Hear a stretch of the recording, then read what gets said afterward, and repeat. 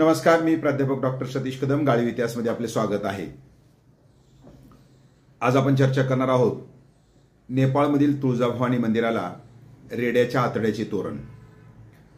आपल्याला माहित आहे की आपला गाळीव इतिहास म्हणजे नवनवीन अशा प्रकारच्या घटनांचा आपण आढावा घेत असतो। त्यानुसार ही सुद्धा जी आपण पाहणार आहोत ती कथा सुद्धा अतिशय नवीन, अनपब्लिश्ड ज्याला आपण म्हणता येईल, कुठेही प्रकाशित न झालेली कथा, आणि आपण प्रत्यक्षपणे त्या असणाऱ्या स्पॉटवर, त्या असणाऱ्या ठिकाणाला जातो आणि त्याच्यानंतर आपलं विश्लेषण त्या ठिकाणी करतो। त्यामुळं या असणाऱ्या चॅनलला आपण सबस्क्राईब जरूर करा। ज्यांनी सदस्य घेतले नसेल त्यांनी सदस्य घ्या, याच्यावरही दाबा, लाईक करा आणि शेअर करा।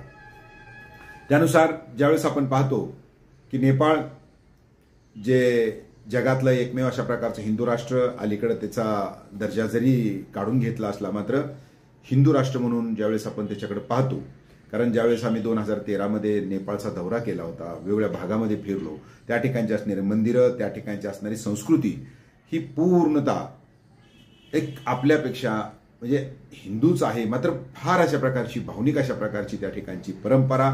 त्यामुळं ज्यावेळेस आपण आज आपला नवरात्र महोत्सव चालू आहे, तर त्यानुसार नेपाळमध्ये सुद्धा तशाच प्रकारचा नवरात्र महोत्सव चालतोय, याच्यावरच आपण इथे चर्चा करणार। तत्पूर्वी नेपाळ म्हणजेच अतिशय हिमालयाच्या कुशीत बसलेलं हिमालय, जसं आपण पाहिलं बाहेरच्या बाजूला गेलो तर हिमालय अगदी निळा वगैरे, जे पाहून मन प्रफुल्लित त्या ठिकाणी होतं। आणि पूर्ण प्रदेश जो असेल अतिशय थंडगार हवेचा, सकाळी 4 वाजता उठलो आपण की पूर्ण पांढरशुभ्र अशा प्रकारचा प्रकाश पडलेला असतो। वेगळ्या अशा प्रकारचं वातावरण। निश्चितच आपण काठमांडूला, दिल्लीहून काठमांडूला सहज आपल्याला जाता येतं विमानानं, आणि जर स्वस्तात जायचं असेल आपल्याला तर गोरखपूर मार्गे जर आपण नेपाळला जाऊन आलो तर 10 ते 15 हजारामध्ये आरामशीर हे टूर होते। नेपाळला जाण्यासाठी कुठेही पासपोर्ट लागत नाही, व्हिसा लागत नाहीये, आपलं भारताचं आय कार्ड त्या ठिकाणी चालतं, भारताचं चलनही त्या ठिकाणी आपल्याला चालतंय, त्यामुळे सहजपणे आपण नेपाळला जाऊन येऊ शकतो। तर मग जात असताना ज्याच्यावर आपण इथं चर्चा करतोय की नेपाळ आणि आपल्यामध्ये साम्य काय, फक्त नवरात्रीपुरता आपण आढावा घेऊया।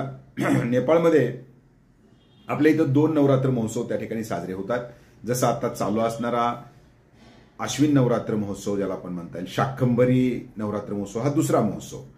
तर त्यामध्ये सेम किंवा तंतोतंत अश्विन महिन्यामध्ये जो नवरात्र महोत्सव त्या ठिकाणी साजरा होतोय त्याला फक्त अश्विनला तिथं असोज म्हटलं जातं, आणि अश्विन नवरात्राला त्या ठिकाणी दसायन अशा प्रकारचा शब्द आहे।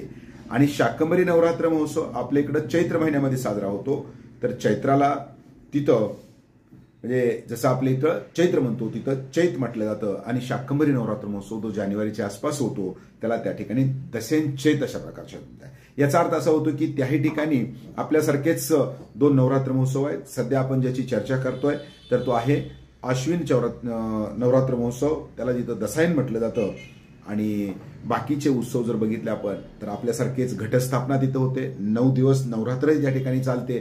फक्त घटाला त्या ठिकाणी जमरा अशा प्रकारचा शब्द आहे, आणि जमरा म्हणजेच घट बसले तर त्यानंतर सर्व विधी हे तिथं पुरुषांनी करायचे। स्त्रीला त्या ठिकाणी घटाची जी काही असेल पूजा अर्चा करणं, घटाची जी काही सेवा करणं हे संपूर्णपणे पुरुषांनी त्या ठिकाणी करावं असं म्हटलं जातं। बाकीचे आपल्यासारखंच जे तिथल्या जे उत्सव असतील किंवा बाकीचं सर्व काही आपल्या तशाच प्रकारचे आहे। मग हे सांगत असताना महत्वाचं काय आहे, हे का बराबरी आहे, हे का समप्रमाणात का आहे किंवा सारखंच काय, त्याचं कारण असं होतं की नेपाळमध्ये तुळजाभवानीची 3 ठाणी आहेत। जसं आपल्या या महाराष्ट्राची आराध्य दैवत कुलस्वामिनी म्हणून तुळजाभवानीकडे पाहतो, तर तसंच सुद्धा त्याही ठिकाणी कुलस्वामिनी, त्या राजाची कुलस्वामिनी ही तुळजाभवानी आहे, फक्त तिला नाव आहे देगू तलेजू। तुळजाभवानीचं नाव देगू तलेजू म्हटलं जातं। मग ही गेली कशी तिकडं, त्या ठिकाणी तिचं ठाणं निर्माण कसं झालं, हा आपण आढावा घेतो। तर त्यावेळेला आपल्याला इतिहासामध्ये 14व्या शतकामध्ये तिथं जावं लागतं। तर घियासुद्दीन तुघलक म्हणजे तुघलकानं ज्यावेळेला आपला देवगिरीचा किल्ला जिंकून घेतला आणि या भारतामध्ये एक एक करून राज्य जिंकायला सुरुवात केली, तर त्यावेळेला इथं असणारा कर्नाटवर्षीय राजा हरिसिंग जो होता, तर हरिसिंग राजा पहिल्यांदा बेंगॉलमध्ये गेला किंवा बंगालमध्ये गेला, आणि त्याच्यानंतर सिमरोनगड म्हणजे आजच्या असणाऱ्या बिहारमध्ये त्या ठिकाणी गेला। या घियासुद्दीन तुघलकाच्या सैन्याने त्याचा पाठलाग चालूच ठेवला होता, मात्र त्यानं हा जो असणारा राजा हरिसिंग आहे, राजा हरिसिंग शेवटी नेपाळ जवळचं राष्ट्र आहे त्या ठिकाणी गेला पळून. कसं बसं त्याचं कुटुंब वाचलं, मात्र त्याची मुलगी तुघलकाच्या हाती पडली. जे आपण शिल्लक राहिलो, कारण हा राजा हरिसिंग मूळचा कर्नाटक प्रांतामध्ये म्हणजे तुळजाभवानीच्या परिसरामध्ये राहणार आहे, त्यामुळे त्याची भक्ती तुळजाभवानीवर अतूट आहे. तो बेंगॉलमध्ये गेला असेल किंवा त्याच्यानंतर बिहारमध्ये तो गेला चंपारणे भागामध्ये, तर तिथं सुद्धा त्यानं आपल्या तुळजाभवानीची भक्ती चालूच ठेवली होती. आणि म्हणून नेपाळमध्ये गेल्यानंतर त्याला वाटलं की ह्या असणाऱ्या देवीच्या भक्तीमुळेच या ठिकाणी आपण आहोत, तर तिच्याचमुळे आहोत. त्याचं जी काही भक्ती होती तशाच प्रकारे त्या ठिकाणी शिल्लक राहिली. आणि ज्यावेळेला तो नेपाळमध्ये गेला तर त्या ठिकाणी नेपाळमध्ये मल्ल घराण्याची सत्ता होती. तर त्या मल्लाच्या गादीवर रुद्रमल्ल नावाचा राजा होता. योगायोगानं याच्या की रुद्रमल्लाला मुलगा नव्हता, त्यामुळं या राजा हरिसिंगाच्या मुलाशी तिचा विवाह केला. साहजिकच आहे की पुन्हा एकदा राजा हरिसिंगाला आपलं भारतातलं गेलेलं वैभव पुन्हा त्याला परत मिळालं. आणि त्यामुळं त्यानं 1324 साली प्रथमताच नेपाळ या ठिकाणी तुळजाभवानी मंदिराची स्थापना भक्तपूर या ठिकाणी केलेली आहे. मग पुन्हा त्यानंतर त्याला 3 मुलं झाली. तिघांचं साम्राज्य नेपाळमध्ये पूर्णपणे वाढलं आणि प्रत्येकानंच पुन्हा आपापल्या परीनं तिथं वेगवेगळ्या प्रकारच्या या जी काही तुळजाभवानी मंदिर होती तर त्या तुळजाभवानींची मंदिराची प्रतिष्ठापना त्या ठिकाणी केली. आणि त्यामुळं आज जर नेपाळमध्ये आपण गेलो तर काठमांडू जी काही नेपाळची राजधानी आहे त्याही ठिकाणी दरबार चौक ज्याला आपण म्हटलं जातं, त्या दरबार चौकामध्ये भव्य अशा प्रकारचं 7 एकरवरलं तुळजाभवानीचं मंदिर आहे.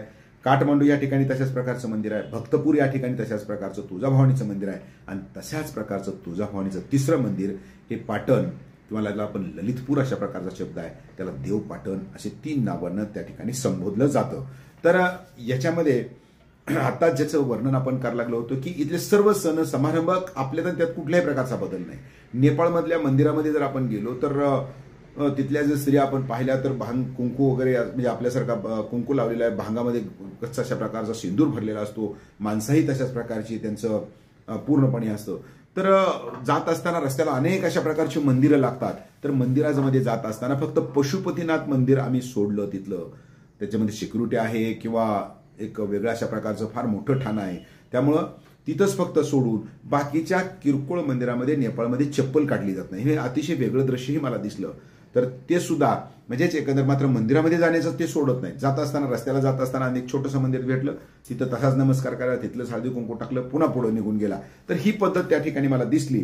तर त्यामुळं नेपाळमध्ये ज्यावेळेस घटस्थापना होते तिथं असणारी जी काही तुळजाभवानीची 3 मंदिरं आहेत, तर ही तुळजाभवानीची 3 मंदिरं ही राजांची वैयक्तिक देवघर आहेत. 5 एकराचं आणि 7 एकराचं देवघर म्हणता येईल आपल्याला, म्हणजेच राजाच्या वैयक्तिक मालकीची आहे. त्यामुळं आपण काठमांडूसारखं जिथं राजघराणं होतं तर काठमांडूतल्या मंदिरामध्ये वर्षातून फक्त अष्टमीला त्या ठिकाणी जायला परवानगी, इतर वेळेला ते मंदिर बंद होतं. मात्र देवपाटण आणि जे भक्तपूर आहे त्या ठिकाणची मंदिरं वर्षभर उघडे असतात. आणि तिन्ही ठिकाणचा आम्ही दौरा केला, तिन्ही तिथल्या असणाऱ्या पुजाऱ्याशी आम्ही चर्चा त्या ठिकाणी केली. तर त्यामुळं पहिल्यापासून ते घट उठणेपर्यंत सर्व विधी आपल्यासारखे आहेत. फक्त अष्टमीला त्या ठिकाणी फुलपती नावाची एक परेड होते, म्हणजे जो गोरखा जो भाग आहे तिथून लाखोच्या संख्येने लोक या परेडसाठी या ठिकाणी येतात, म्हणजे काठमांडूमध्ये. आणि काठमांडूमध्ये आल्यानंतर त्याचं स्वागत वगैरे होतं. तर त्यावेळेला आपल्या इथं जसं अष्टमीला इथं बलिदानाची पद्धत आहे तशाच प्रकारे त्याही ठिकाणी बलिदानाची पद्धत आहे. मात्र हे बलिदान अतिशय भयावह अशा प्रकारचं आहे असं आपल्याला आता सांगितल्यानंतर लक्षात येईल.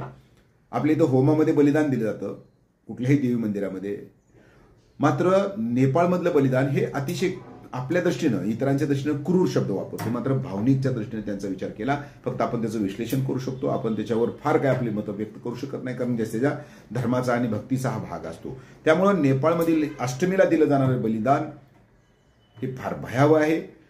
आणि म्हणूनच कदाचित त्याला त्या ठिकाणी काळरात्र म्हटलं जातं. दरबार चौक जो आहे 4-5 एकराचा दरबार चौक, प्रत्येक ठिकाणी दरबार चौक आहे किंवा प्रत्येक देवीच्या बाहेरच्या बाजूला भव्य अशा प्रकारचं पटांगण, नेवारी शैलीमधलं बांधकाम, असं उतरते अशा प्रकारची छपराची बांधकामं असतात.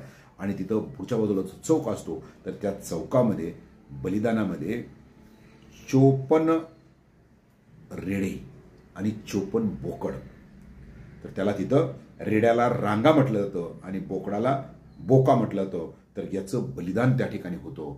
म्हणजे आपण कल्पना करू शकतो की एकाच वेळेला 54 मोठे रेडे आणि 54 बकरे याचं बलिदान कशा प्रकारचं असेल, काय रक्ताचे पहाट वाहत असतील, हा भाग आपण सोडूया. मात्र ज्यावेळेला आम्ही देवपाटणला गेलो, देवपाटणला गेल्यानंतर तिथल्या पुजारीशी आम्ही चर्चा केली आणि मंदिराच्या बाहेर आल्यानंतर सहज कुतूहलानं माझं लक्ष वरच्या बाजूला गेलं. तर म्हटलं हे काहीतरी दिसलं. साहजिकच आहे, तुळजापूर या ठिकाणी राहत असल्यामुळे आपल्यालाही त्याचं लक्षात येतं की हे जो वर लावलेला काय आटम आहे, वस्तू काय आहे. मग त्या पुजाऱ्याला विचारल्यानंतर त्यानं खरं सांगितलं, किंवा खरं म्हणण्यापेक्षा त्यानं वास्तविकता तिथलं परंपरा सांगितली. खरं म्हणण्यापेक्षा परंपरा सांगितली. आणि ती परंपरा काय होती, मानाचा जो तिथला असणारा रेडा असतो त्याचं पहिलं बलिदान होतं. आणि त्या बलिदानामध्ये रेड्याचं जो आतडं असतं, रेड्याला एकच आतडं असतं, मोठं आतडं. आपल्या माणसासारखे लहान आणि 2 आतडे नसतात प्राण्यांना, एकच आतडं असतं. तर जे आतडं आहे त्या आतड्याचं आतडं काढायचं आणि ते जे मंदिर आहे देवपाटणचं, तुळजाभवानीचं मंदिर, देगू तोलुजाचं मंदिर आहे, त्या मंदिराच्या दरवाजावर त्याचं तोरण बांधायचं. म्हणजे अशा प्रकारची प्रथा त्या ठिकाणी आहे. मग पुढच्या वर्षी मागचं तोरण काढून टाकायचं आणि दुसरं तोरण त्या ठिकाणी बांधायचं. अशा प्रकारची प्रथा आजही त्या ठिकाणी चालू आहे. आणि हे का आहे, कशी आहे, आपण त्याचं काही निश्चित आपल्याला विश्लेषणामध्ये जाता येणार नाही. मात्र ही प्रथा आजही त्या ठिकाणी चालू आहे. अशा रीतीनं नेपाळमध्ये आपल्या असणाऱ्या तुळजाभवानीची 3 मंदिरं आहेत. त्याला देगू तलुजू म्हटलं जातं. आणि त्याच्यामध्ये देवपाटणला जिथं आम्ही गेलो आणि चर्चा केल्यानुसार आपल्या चित्रामध्ये आपण दाखवतोय वरच्या बाजूला जे त्याचं तोरण आहे मंदिराच्या वरच्या बाजूचं, तर ते तोरण आहे मानाचा असणारा रेडा. त्याचं बलिदान दिल्यानंतर त्याचंच आतडं काढून त्या ठिकाणी तोरण बांधलं जातं. जुनं तोरण पुढच्या वर्षी काढायचं, ही प्रथा आजही त्या ठिकाणी चालू आहे. आपण फक्त जगाचा इतिहास आपल्यासमोर गाळीव इतिहास म्हणून आपण पुढे आणतोय. हा आपल्याला कधी न ऐकलेला इतिहास असतो आणि त्यामुळं निश्चितच आपल्याला आवडल्यास शेअर करत चला आणि आपल्या सूचना सुद्धा असतील तर निश्चितच मांडत चला. आपल्या सर्व सूचनांचं या ठिकाणी स्वागत करतो. हा व्हिडिओ आपल्याला कसा वाटला निश्चितच त्या ठिकाणी सांगा आणि सहकाऱ्यांना आवडल्यास निश्चित शेअर करा. पुन्हा एकदा आपले सर्वांचे धन्यवाद.